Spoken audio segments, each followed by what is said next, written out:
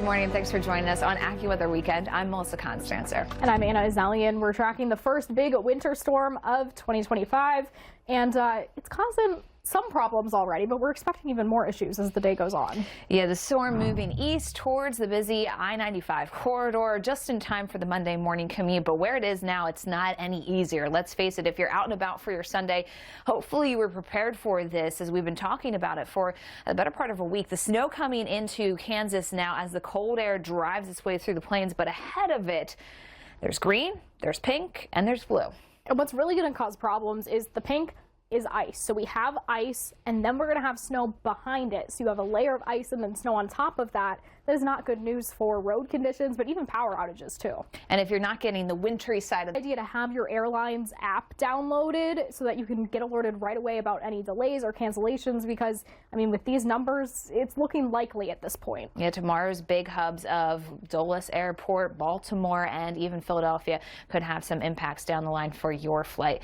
We start though in Kansas City, Missouri. Talked a little bit about some of the types of precipitation that can be falling with this storm system, and there are some differences between things. Obviously, we all know what snow is. Many of us know what rain is too. So what's the difference between sleet and freezing rain? Well, first off, with sleet, you can see how we start off as snow. We go through a warmer layer, which melts that snow into rain. So now we have rain droplets, but then they go through a deep enough cold layer that as they descend, all of a sudden they freeze into little ice balls, little ice pellets, much like sprinkles, and that lands on the ground. This can be shoveled often. Sometimes they stick together a little bit, but that's the difference there with sleet. Meanwhile, freezing rain, this is a little different because you can see it starts off as snow, goes through that deep warm layer, melts into rain, but then all of a sudden at the bottom we find that really little bit of cold air. Sometimes it's just the ground that is so cold, or the tree branches that are just so cold that things freeze on contact. So basically the surface is cold enough below freezing that we actually will create that glaze of ice. It becomes much like a skating rink for you. And well, thanks for joining us. I'm Melissa Constanzer. The first winter storm of the season is underway. I should say of 2025 rather.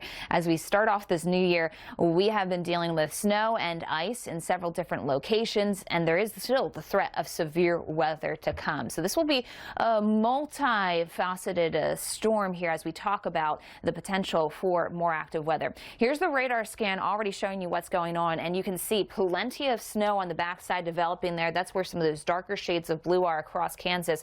But look at this long line of pink. It continues into Kentucky. This is where we have more icing potential, unfortunately. And of course, yeah, there's showers and thunderstorms on the southern side of things too. We will expect more of the rainfall to develop today as the storm moves east, but also more of the ice and snow, which means millions of Americans will have a very difficult Sunday and potentially even an extremely challenging Monday morning commute, depending on where you are. We do want to take you to this for severe weather, Arkansas into Louisiana, central Mississippi, Jackson.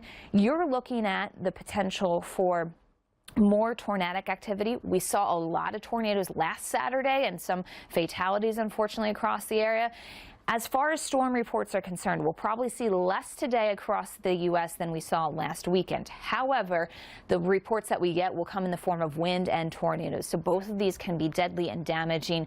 Please make sure you're paying attention. Southern side of the storm, thunderstorms will get going probably around midday, lunchtime. You'll see them acting up here and sliding their way east, so really late morning hours. Line starts to develop into the evening, and then this becomes a wind threat, maybe a few isolated tornadoes as it keeps charging its way east.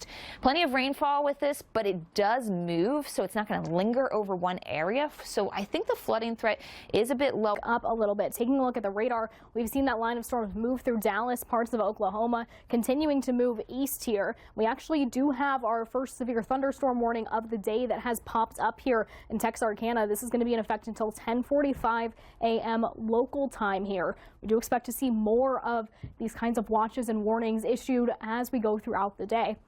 Another thing already issued are these wind advisories for much of the southern U.S. And take a look at why. We're already seeing some pretty gusty winds, 45 miles in all the way to Birmingham and Montgomery in Alabama, with this orange moderate risk level stretching throughout a lot of Louisiana up into parts of Arkansas and western Mississippi here. As far as types of severe weather that we're tracking, Everything is on the table, but there are a few things that are a little bit more likely. Strong wind gusts, damaging wind gusts, and tornadoes. Flooding and hail are still possible, so be prepared, but wind and tornadoes are just a little bit more likely. Now, this storm is going to continue to move east as we go throughout tomorrow, and we're seeing some risk area. It's going to weaken as we go to tomorrow, so we don't have that orange moderate risk area for parts of the Florida Panhandle and even south of Gainesville up into portion. Radar, though, we are starting to see some changes. Our first severe thunderstorm warning popping up from this line of storms that moved through Dallas earlier today. I'll zoom in here and give you a closer look at where this warning has been stretching from Houston into Alabama, Birmingham, and Montgomery, with this orange moderate risk area stretching through a lot of Louisiana, Arkansas, and parts of Mississippi. Another week with temperatures 12 to 25 degrees below historical averages, stretching as far as Florida. So really the whole eastern half of the country is facing some cold that also could bring us another snowstorm as we look towards mid to late week. The other thing we're zeroing in on is the risk of sub-freezing temps for a large portion of the South, yes, including much of Florida here. So if you are in this region, get ready to bundle up and stay that way for really the near future. Let's take a look at AccuWeather real field temperatures for later into the week. See these purple regions? That's where we get well below zero.